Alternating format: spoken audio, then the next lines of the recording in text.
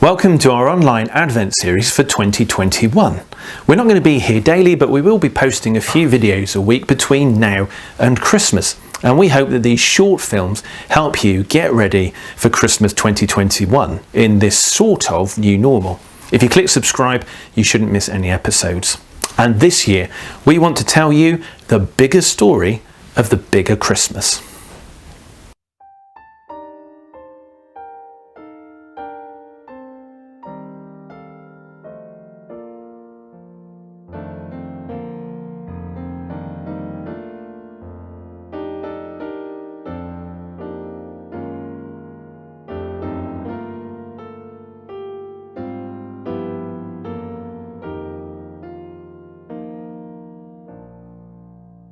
Advent calendars are everywhere right now.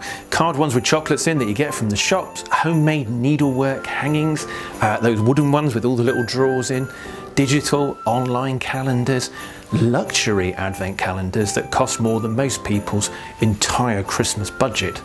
So each day in December, we all look forward to opening a door and getting some nice stuff out of a calendar as a way of counting down through this period of buying stuff so that on the big day we can enjoy getting more stuff. Wait a minute. Is that it? Well, you know how it went. The stuff period has got bigger and longer. January sales gave way to Boxing Day sales, which gave way to early Boxing Day sales. They gave way to early Christmas sales, which gave way to Black Friday, whatever that is, which led to Cyber Monday sales, which have now produced early Black Friday sales. Also, we can buy stuff to celebrate this magical season, which is okay and all, but somehow it doesn't feel exactly super magical to spend December simply running in circles, chasing stuff and going broke. You know, it wasn't always like this. Once upon a time, Advent was a season to give a little time to prepare for Christmas, not simply preparing gifts or food or bank accounts, but preparing hearts and minds for the Christmas season. And the Christmas season, by the way, did not start in October, but began on Christmas Eve and ran for 12 days. Now, those rhythms of life are largely a thing of the past. After all, how much preparation do you actually need for buying and getting and eating and drinking a load of stuff? For a lot of us, that kind of thing happens all year round now. It's why your pocket is bulging with loyalty cards when you go to the shops. It's why you have a dozen online accounts that you need passwords for, and all of those accounts send you 100 emails over Christmas. What inner preparation do you actually need at Christmas for more of the same of what we've largely been doing all year? So nowadays, where does all the magical, most wonderful time of the year type stuff come in? It's as if, as a nation, we sort of agreed together that this is a special time. But no one is quite sure why. We can't quite remember. And the things that used to make it more special, well, where did they go?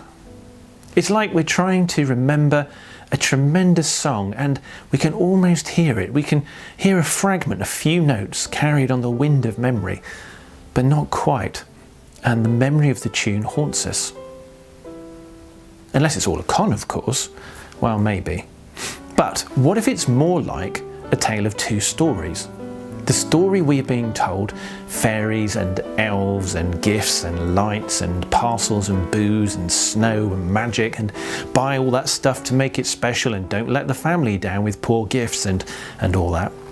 And then there's this other story of Christmas.